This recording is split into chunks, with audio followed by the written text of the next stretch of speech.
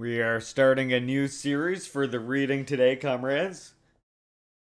Today we're starting the Stalin book, Collected Works, Volume 1, aka Stalin the Early Years.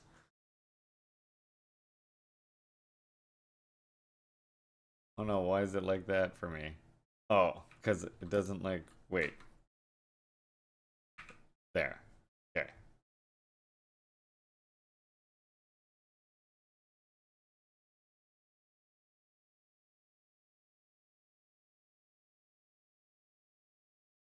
Collected Works of Joseph Stalin. Thank you, Iskra Books.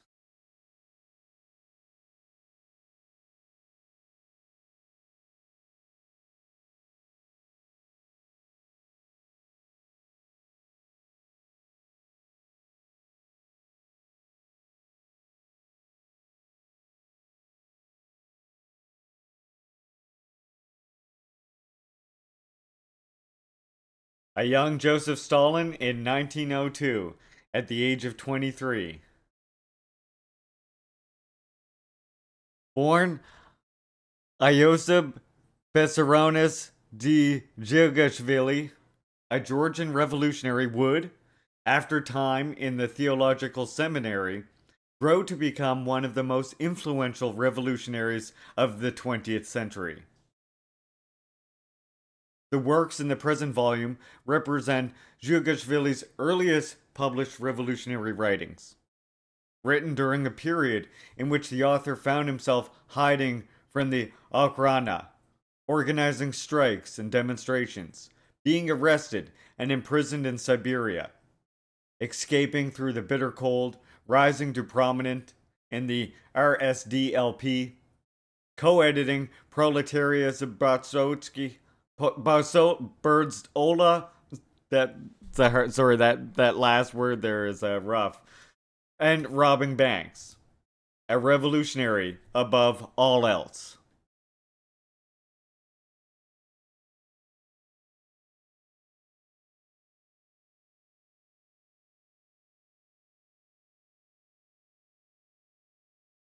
So the books that we've got in this one here, we've got Russian Social Democratic Party, all kinds of great stuff. To the Citizens, Long Live the Red Flag. I see some good highlights here. Provisional Revolutionary Government and Social Democracy. The State Duma and the Tactics of Social Democracy.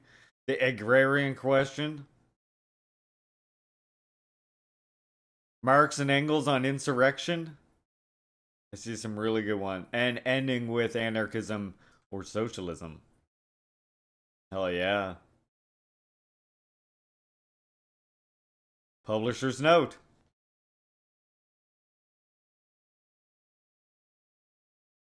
This edition of the English translation of J.V. Stalin's works has been reproduced faithfully from the text of the 1950s English version based on the Russian edition, prepared by the Marx-Engels-Lenin Institute of the Central Committee, CPSU. Some of J.V. Stalin's writings given in volumes 1 and 2 of this Russian edition of the works are translations from the Georgian. This is indicated at the end of each of the works concerned. Throughout the text, J.V. Stalin's own footnotes can be found, interspersed with footnotes from the original editors of the Marx-Engels-Lenin Institute of the Soviet Union. Where applicable, the editor's footnotes have been distinguished from those of the author. Iskra Books, the imprint of the Center for Communist Studies, has chosen to publish the full series of the collected works due to an academic scarcity of the materials, an increasing inaccessibility of used copies of the original foreign languages publishing house editions, and a growing scholarly and practical interest in the writings and idea of one of the 20th century's most impactful socialist heads of state. Stalin's works are both accessible and important, and deserve to be studied, not only as world, historical, and practical applications of the development of Marxist-Leninist political theory, but especially in an era where the rise of hegemonic imperialism and the decay of capitalism lead to an increasing global fascism. also as political theoretical texts in their own right, as the core theoretical works underpinning extant socialist state governance, policy, legislation, and practice. The editors at Iskra Books.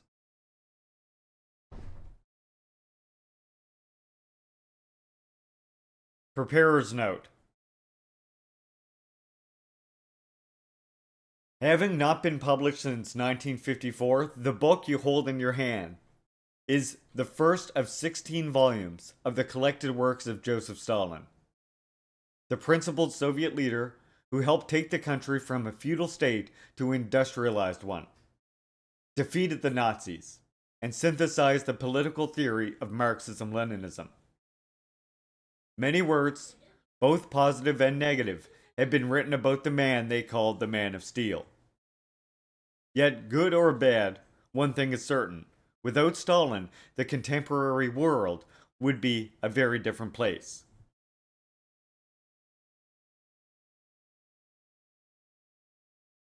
As I write this in 2022, the world is on the brink of a third world war.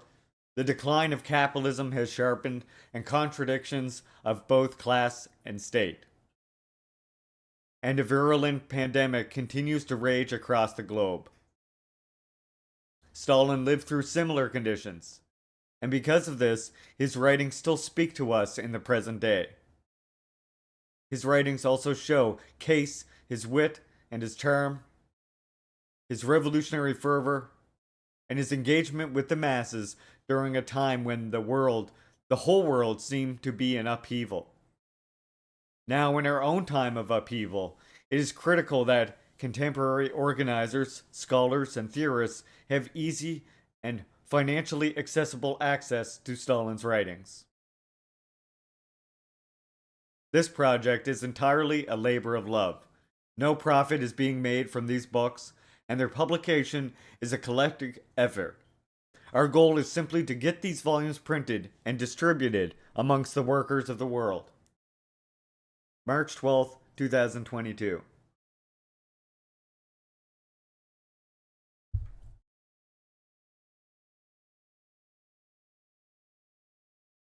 And now here's the preface from the original foreign languages publishing hosts. The present collection of works of J.V. Stalin is published by a decision of the Central Committee of the Communist Party of the Soviet Union, Bolsheviks. Hitherto, only part of Comrade Stalin's works has been published in separate collections. His articles and speeches of the period immediately before October 1917 were collected in the book On the Road to October, which appeared in 2 editions in 1925. In 1932, the collection The October Revolution was published, containing articles and speeches on the Great October Socialist Revolution. Works on the national question went into the collection Marxism and the National Colonial Question, which has appeared in several editions. The articles and speeches of 1921-27, dealing mainly with internal party questions, and the rout of opposition groups that were hostile to the party, constituted a separate collection, entitled On the Opposition, which was published in 1928. In addition, there are other collections in which are compiled J.V. Stalin's articles and speeches on definite subjects, such as, for example, the collections On Lenin, articles and speeches on the Ukraine, the Peasant Question, the Young Communist League, and others. At different times, several collections were published containing works by both V.I. Lenin and J.V. Stalin, such as 1917 Selected Writings and Speeches, The Defense of the Socialist Motherland, a collection of works for the study of the history of the CPSU. In 3 volumes, Lenin, Stalin, Selected Works in 1 volume, on party affairs, on socialist emulation, on labor, and others. The most widely distributed collection of works of Comrade Stalin up to this point has been the book Problems of Leninism, which has gone through 11 editions. With every new edition, the contents of this book underwent considerable change. Nearly every edition included new works, and at the same time, in order to keep the book to its previous size, the author deleted certain works from it. Comrade Stalin's speeches, reports, and orders of the day delivered during the Patriotic War the Soviet people waged against the German fascist invaders are collected in the book on the Great Patriotic War of the Soviet Union, which has gone through 5 editions. However, a large number of J.V. Stalin's works, written before and after the October Revolution, were not reprinted, and hitherto not collected after their publication in newspapers and magazines. Moreover, there are articles and letters by Comrade Stalin which have not been published before. This is the first attempt to collect and publish in one edition nearly all the works of J.V. Stalin. Volume 1 contains the works of J.V. Stalin written from 1901 to April 1907, which is the one we're reading today. Or for the next while, I should say. Volume 2 includes works written from 1907 to 1913. Volume 3 consists of works of the period of the preparation for the Great October Socialist Revolution, March to October 1917. These are mainly articles that were published in Pravda. Volume 4, November 1917 to 1920, includes works written in the first months of the existence of the Soviet government and in the period of foreign military intervention and civil war. The next 3 volumes, 5, 6, and 7, contain works of the period of the Soviet state transition to the peaceful work of rehabilitation of the national economy, 1921 to 1925. Volume 5 contains works written from 1921 up to the death of V.I. Lenin, January 1924. Volume 6 includes works of 1924. Volume 7 contains works written in 1925. J.V. Stalin's works of the period of the struggle for the socialist industrialization of the country, 1926 to 1929, constitutes volumes 8, 9, 10, 11, and 12. Volumes 8 and 9 contain articles, speeches, reports, etc. made during 1926. Volumes 10 and 11, those of 1927, and Volumes 12, those of the period of 1928 to 1929. Volume 13 contains works of the period of 1930 to 1933, dealing mainly with the questions concerning the collectivization of agriculture and the further development of socialist industrialization. Volume 14 contains works covering the period of 1934 to 1940, dealing with the struggle to complete the building of socialism in the USSR, with the creation of the new constitution of the Soviet Union, and with the struggle for peace in the situation prevailing at the opening of the Second World War. Volume 15 consists of J.V. Stalin's work, History of the CPSU, short course, which appeared in a separate edition in 1938. And Volume 16 contains works of the period of the Soviet Union's Great Patriotic War, including J.V. Stalin's reports, speeches, orders of the day on the anniversaries of the Great October Socialist Revolution, addresses to the people in connection with the rout and surrender of Germany and Japan, and other documents.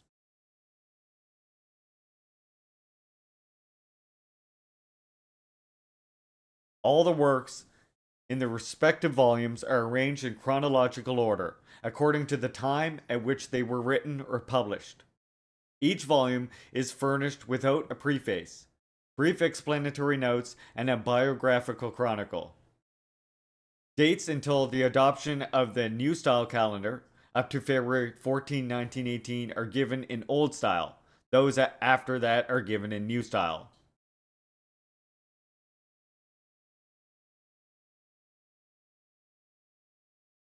The texts of Comrade Stalin's works are given in their original form, except in a few instances where the author has introduced slight changes of a purely stylistic character. Marx, Engels, Lenin Institute at the CPSUB.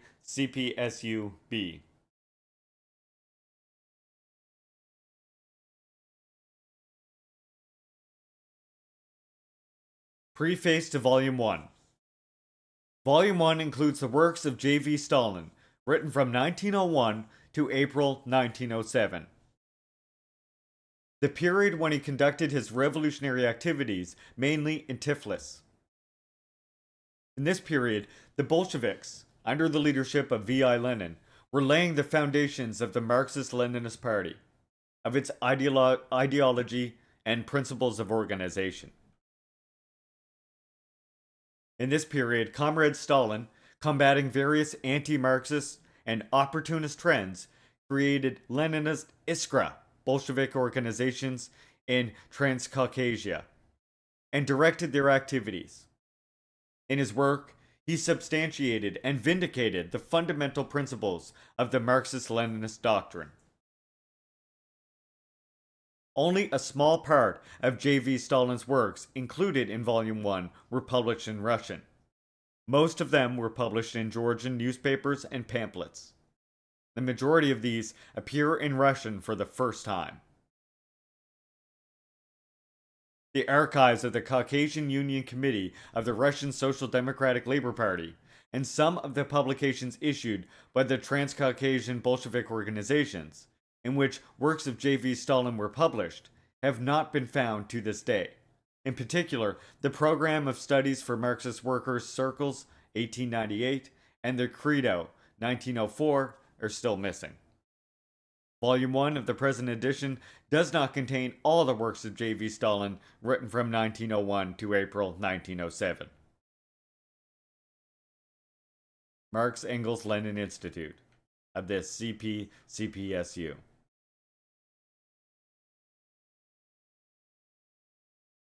And now here's Joseph Stalin's preface to Volume 1. The works comprising Volume 1 were written in the early period of the author's activities, 1901-1907, when the elaboration of the ideology and policy of Leninism was not yet completed. This partly applies also to Volume 2 of the works. To understand and properly appraise these works, they must be regarded as the works of a young Marxist, not yet molded into a finished Marxist-Leninist. It is natural, therefore, that these works should bear traces of some of the propositions of the old Marxists, which afterwards became obsolete, and were subsequently discarded by our party. I have in mind two questions: the question of the agrarian program, and the question of the conditions for the victory of the socialist revolution.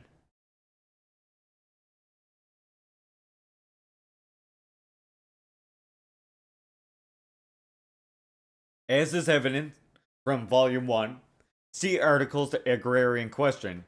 At that time, the author maintained that the landlord's land should be distributed among the peasants as the peasants' private property. At the party's Unity Congress, at which the agrarian question was discussed, the majority of the Bolshevik delegates engaged in practical party work supported the distribution point of view. The majority of the Mensheviks stood for the municipalization. Lenin and the rest of the Bolshevik delegates stood for the nationalization of the land. In the course of the controversy around these three drafts, when it became evident that the prospect of the Congress accepting the draft on nationalization was hopeless, Lenin and the other nationalizers at the Congress voted with the distributors.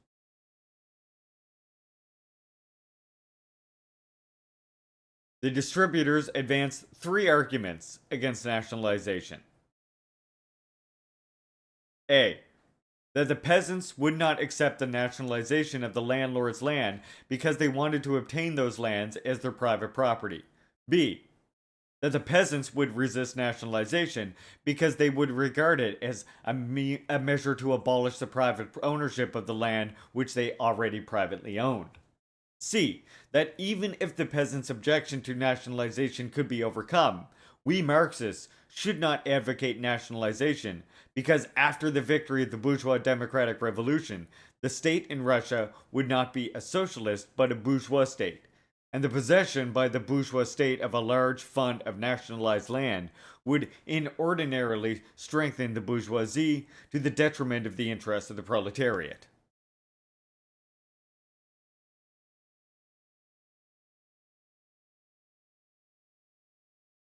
In this, the distributors proceeded from the premise that was accepted among Russian Marxists, including the Bolsheviks, that after the victory of the bourgeois democratic revolution, there would be a more or less long interpretation in the revolution that in the revolution, that between the victorious bourgeois revolution and the future socialist revolution, there would be an interval during which capitalism would have the opportunity to develop more freely and powerfully and embrace agriculture too.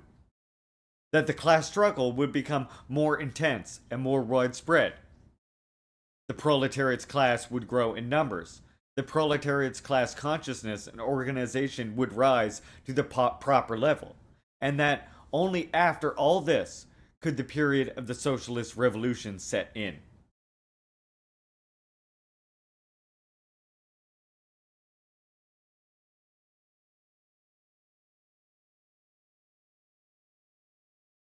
It must be observed that the premise that a long interval would set in between the two revolutions was not opposed by anybody at the Congress.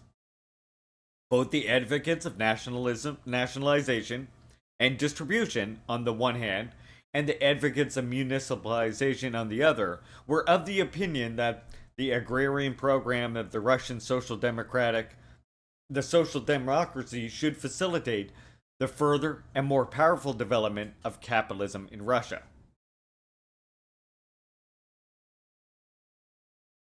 Did we, Bolshevik practical workers, know that Lenin, at that time, held the view that the bourgeois revolution in Russia would grow into the socialist revolution?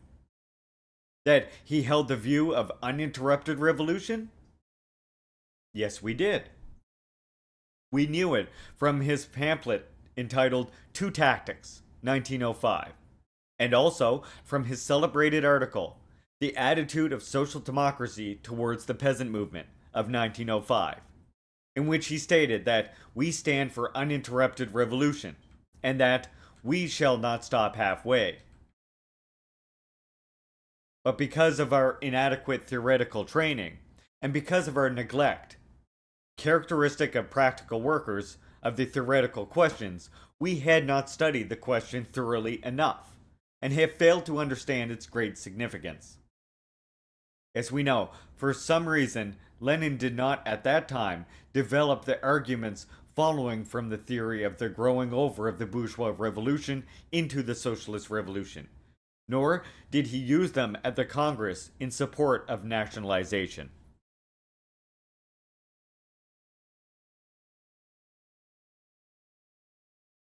Was it not because he believed that the question was not yet ripe, and because he did not expect the majority of the Bolshevik practical workers at the Congress to be sufficiently equipped to understand and accept the theory that the bourgeois revolution must grow into the socialist revolution, that he refrained from advancing these arguments?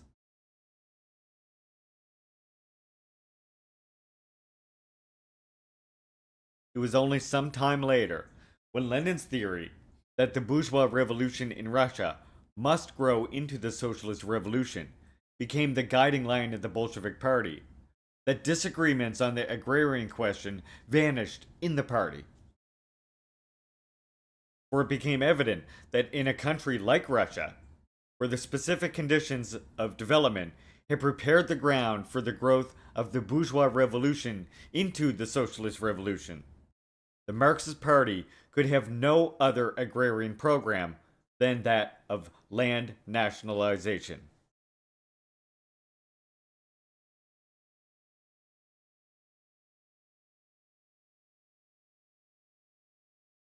The second question concerns the problem of the victory of the socialist revolution.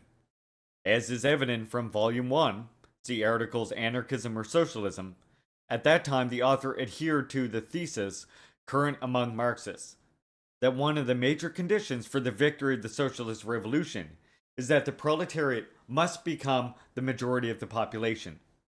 That, consequently, in those countries where the proletariat does not yet constitute the majority of the population, owing to the inadequate development of capitalism, the victory of socialism is impossible.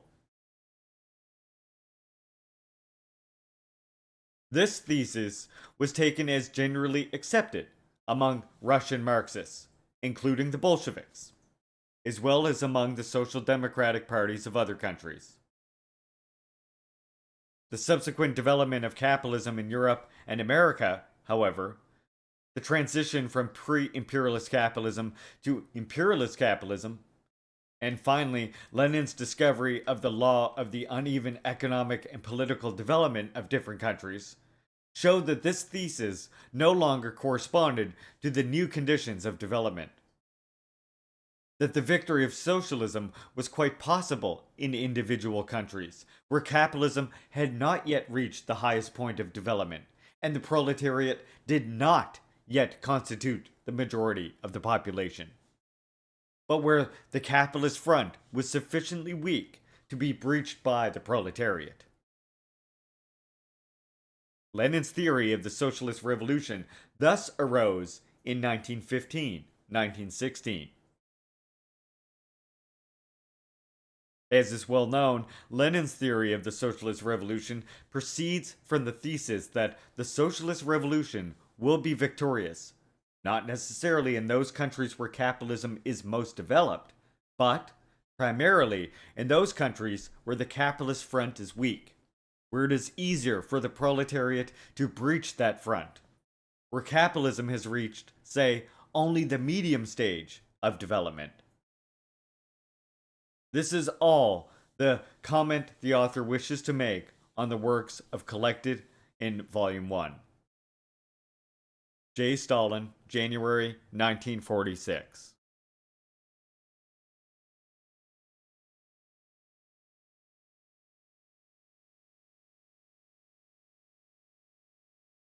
(1901 to 1907).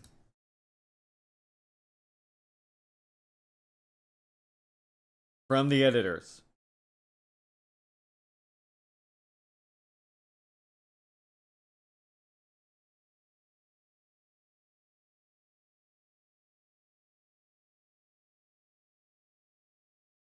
Okay, so this is by the original leading article in the illegal social democratic newspaper, The Struggle, Bridzola.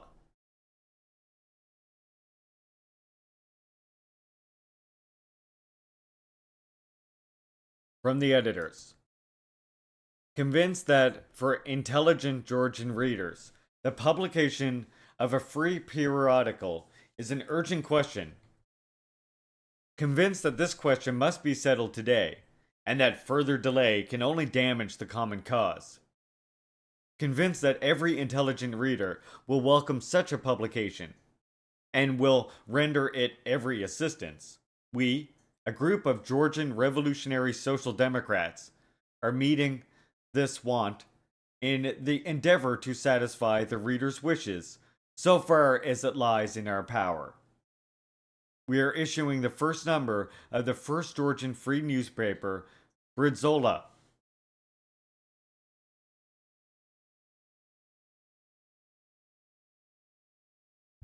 To enable the reader to form a definite opinion about our publication, and in particular about ourselves, we shall say a few words. The social democratic movement has not left untouched a single corner of this country. Okay, and then the original editor is also saying right here in number 2 on this here. The Struggle, the first illegal Georgian newspaper issued by the Leninist Iskra group of the Tiflis Social Democratic Organization. It was founded on the initiative of J.V. Stalin. The newspaper was launched as a result of the struggle that had been waged since 1898 by the revolutionary minority in the first Georgian social democratic organization known as Mesmadasi. J.V. Stalin, V.K. Kechovili, and A.G. Tolstokidze. Against the opportunist majority, Jordania and others, on the question of instituting an underground revolutionary Marxist press. Bridzola was printed in Baku at an underground printing plant that had been organized by V.K. Castellvelli, J.V. Stalin's closest colleague, on the instructions of the revolutionary wing of the Tiflis Social Democratic Organization. He was also responsible for the practical work of issuing the newspaper. The leading articles in Britzola on the question concerning the program and tactics of the Revolutionary Marxist Party were written by J.V. Stalin. 4 members of Britzola were issued. Number 1 in September 1901, number 2 to 3 in December 1901, and number 4 in December 1902. The best Marxist newspaper in Russia, next to Iskra, Britzola urged that there was an inseverable connection between the revolutionary struggle that was being waged by the Transcaucasian proletariat and the revolutionary struggle waged by the working class all over Russia, propagating the theoretical principles of revolutionary Marxism. Britzola, like Lenin's Iskra, urged that the social democratic organizations must proceed to take up mass political agitation and the political struggle against the autocracy, and advocated the Leninist idea of the hegemony of the proletariat in the bourgeois democratic revolution. In its fight against the economists, Britzola urged the necessity of creating a united revolutionary party of the working class and exposed the liberal bourgeoisie, nationalists, and opportunists of all shades. Commenting on the appearance of number 1 of Britzola, Lenin's Iskra stated that it was an event of extreme importance. Wow, what an honor.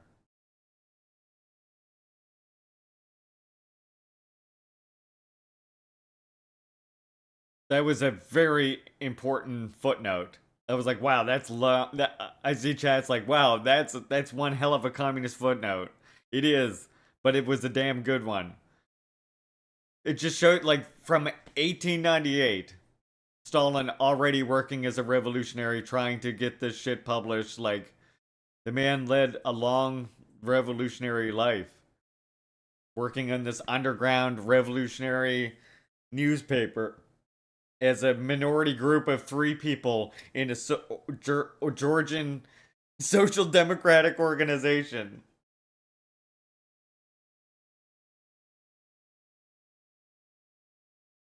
The social democratic movement has not left untouched a single corner of the country.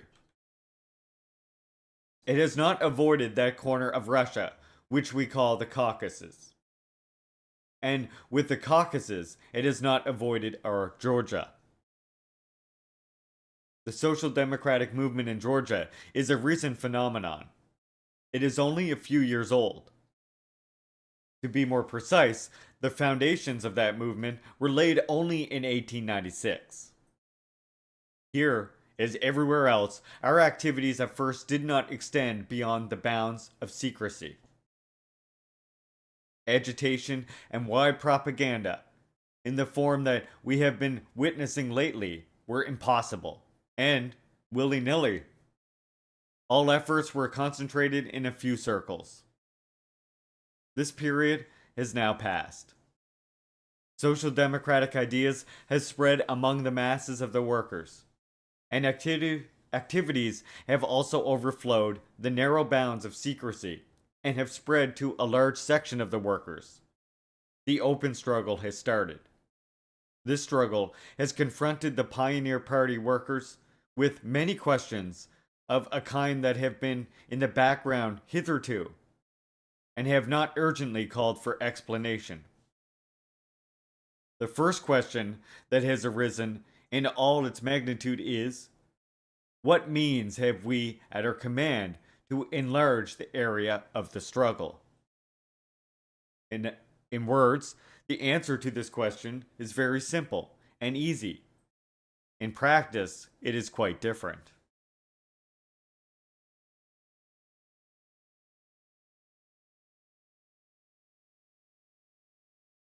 It goes without saying that for the organized social democratic movement, the principal means is the extensive propaganda of and agitation for revolutionary ideas.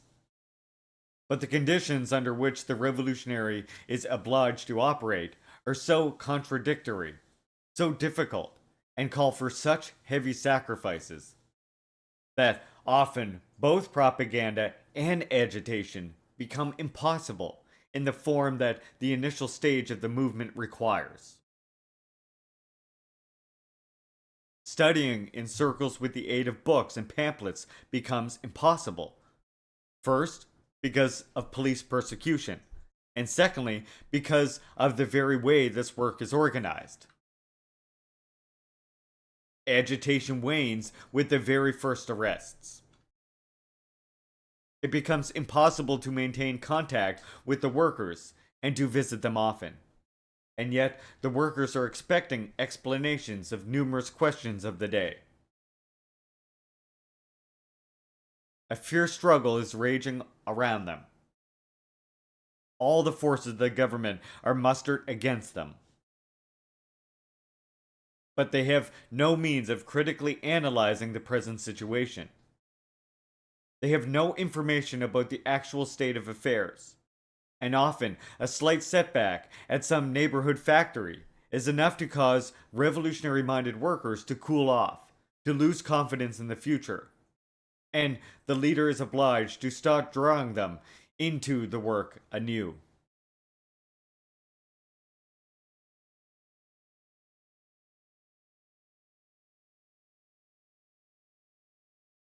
In most cases, agitation with the aid of pamphlets, which provide answers only to certain definite questions, has little effect.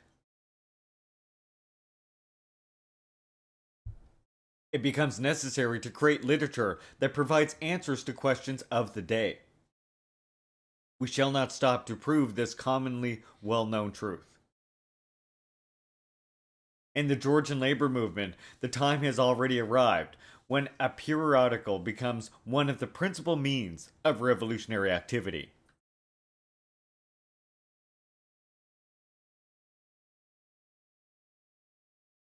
For the information of some of our uninitiated readers, we deem it necessary to say a few words about the legally printed newspapers. We would deem it a great mistake if any worker regarded such a newspaper, irrespective of the conditions under which it was published, or of the trend it pursued, as the mouthpiece of his, the worker's, interest.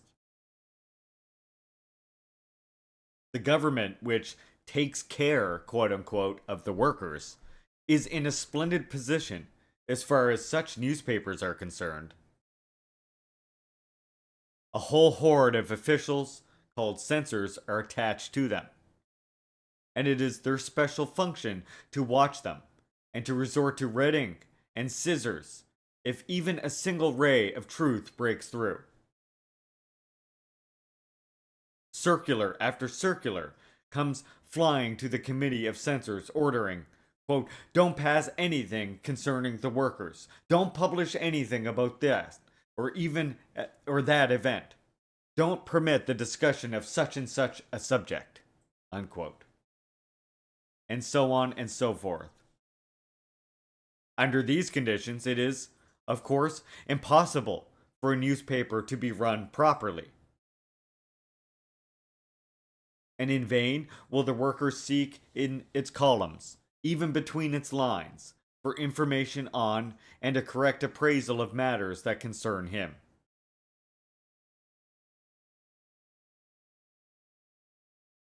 If anybody were to believe that a worker can gain any benefit from the rare lines that appear in this or that legally printed newspaper, casually mentioning matters concerning him, and led it through by the butchering censors only by mistake, we would have to say that he who placed his hopes on such fragments and attempted to build up a system of propaganda on such snippets would display lack of understanding.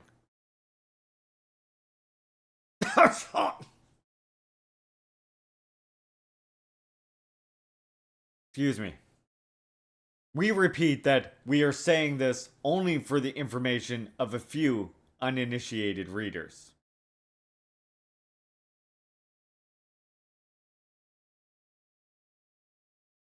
And so, a Georgian free periodical is something the social democratic movement needs very urgently. The only question now is how to run such a publication. By what should it be guided? And what should it give the Georgian Social Democrats?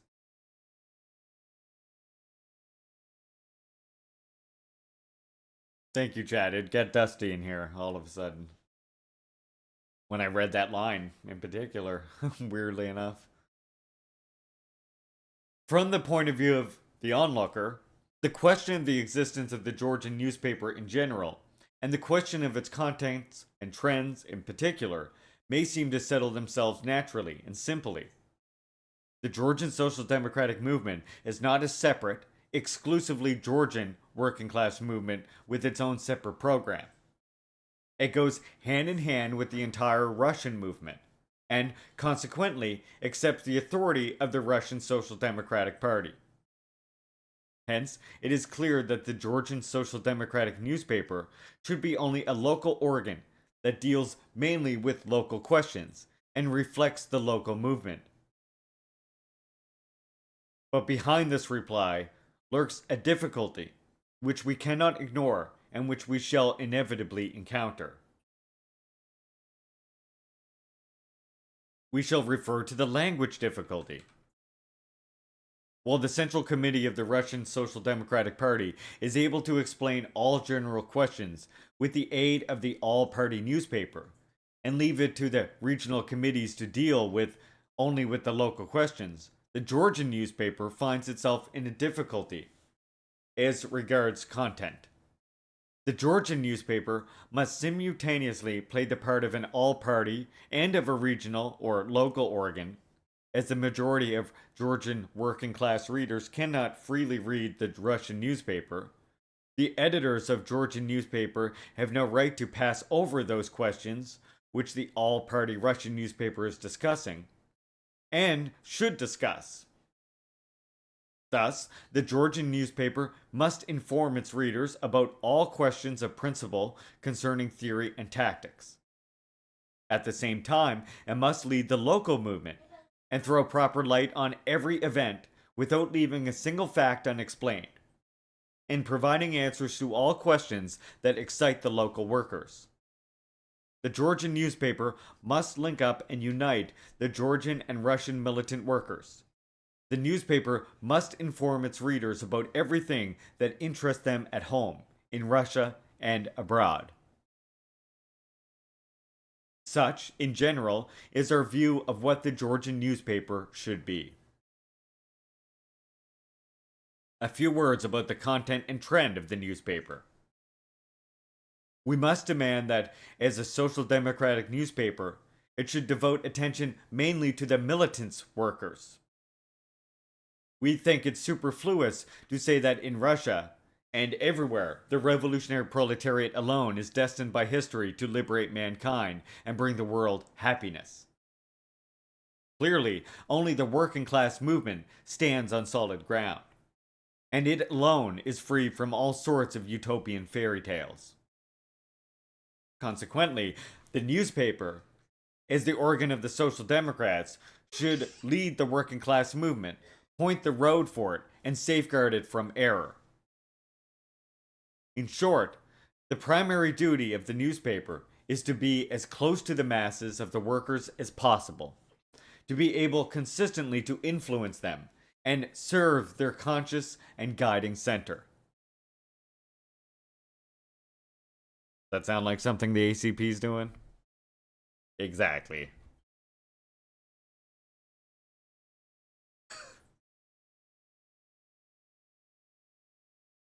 As, however, in the conditions prevailing in Russia today, it is possible that other elements of society besides the workers may come out as the champions of freedom. And as this freedom is the immediate goal of the militant workers of Russia, it is the duty of the newspaper to afford space for every revolutionary movement, even one outside the labor movement.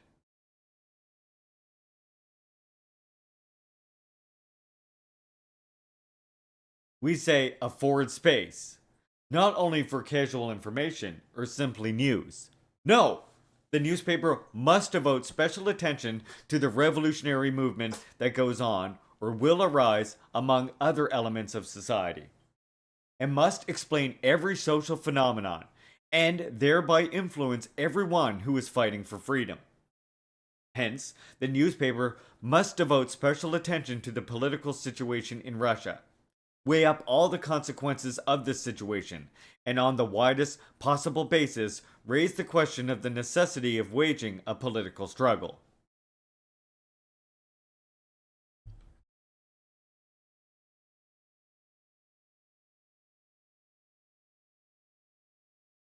We are convinced that nobody will quote our words as proof that we are advocate establishing connections and compromising with the bourgeoisie. Jesus fuck. I fucked that up. Hold up. We are convinced that nobody will quote our words as proof that we advocate establishing connection and compromising with the bourgeoisie. The proper appraisal, the exposure of the weaknesses and errors of the movement against the existing system, even if it proceeds among the bourgeoisie, cannot cast the stain of opportunism on the Social Democrats. The only thing here is not to forget social democratic principles and revolutionary methods of fighting. If we measure every movement with this yardstick, we shall keep free of all the Bernsteinian delusions.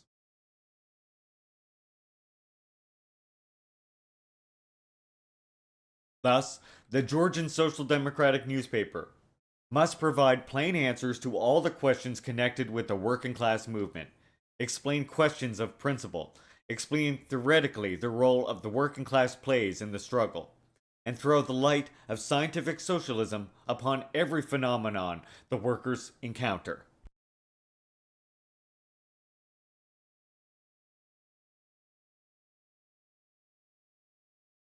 At the same time, the newspaper must serve as the representative of the Russian Social Democratic Party and give its readers timely information about all the views on tactics held by the Russian revolutionary social democracy. It must inform its readers about how the workers in other countries live, what they are doing to improve their conditions, and how they are doing it, and issue a timely call to the Georgian workers to enter the battlefield. At the same time, the newspaper must not leave out of account, and without social democratic criticism, a single social movement. Such is our view of what the Georgian newspaper should be.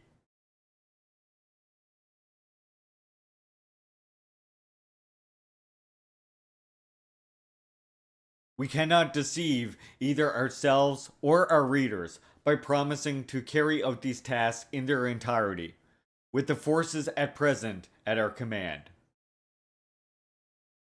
To run the newspaper as it really ought to be run, we need the aid of our readers and sympathizers.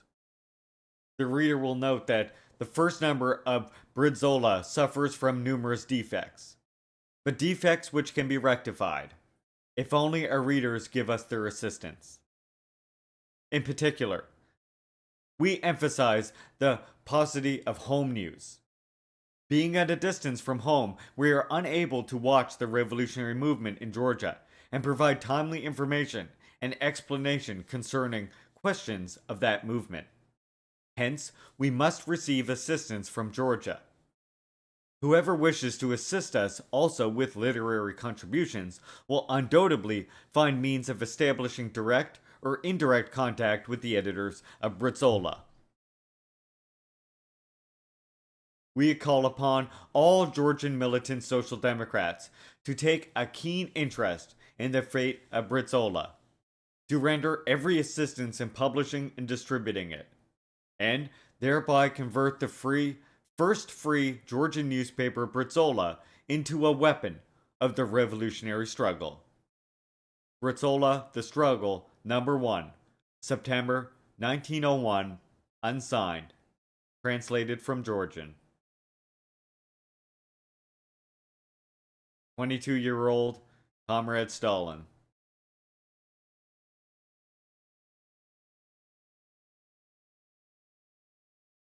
There you go. That sets us up for the beginning of what we will start reading every Monday until we finish this collected work, Volume 1. I think that's a great place to end to end our first one. We've only done the preface written by Stalin in the couple works, and it's already on fire. Honestly, uh, the way he lays out very clearly like what is to be done, what their goals are, what the criteria they're going to judge their their actions on and their successes on is really cool. And yeah, I think this is going to be really good as we go through these works, and you're going to see this is going to be a very long time to read all of these, and we're going to interspeed them with other things. So, like, we'll read another work from somebody else next, and then we'll read the next Stalin collected work. And one day we will get through all of them, perhaps. This first book is 342 pages. So, strap in. We got a lot of Stalin coming up on Mondays. But that gives you a little bit of an idea of like where Stalin was working at the time, 1901, and even before then, but those works are lost. So 1901 to 1905 or 1907. This one gives you good background information. And then we'll start with the first collected work next week, the Russian Social Democratic Party and its immediate task. If you like this read, type a W if you're in my live stream right now. Hit like on this video if you made it all the way to the end. Hit the subscribe button so you don't miss future videos. And I will be reading more of this next week, starting with the Russian Social Democratic Party and its immediate tasks. I mean, I think, and again, just with the prefaces and what we've read so far before I stop the recording, I will just say the one thing that already stands out to me is how much relevancy it already has in what I'm reading here compared to where we're at now. And the sort of questions that people are acting like they're faced with for the first time when, well, yeah, 1901, you know? 1901 to 1907. It's always relevant. That's why it's good to read the classics like this. So hell yeah, red salute. Come join me on Kick. Links in the description. If you made it to the end, thank you for watching.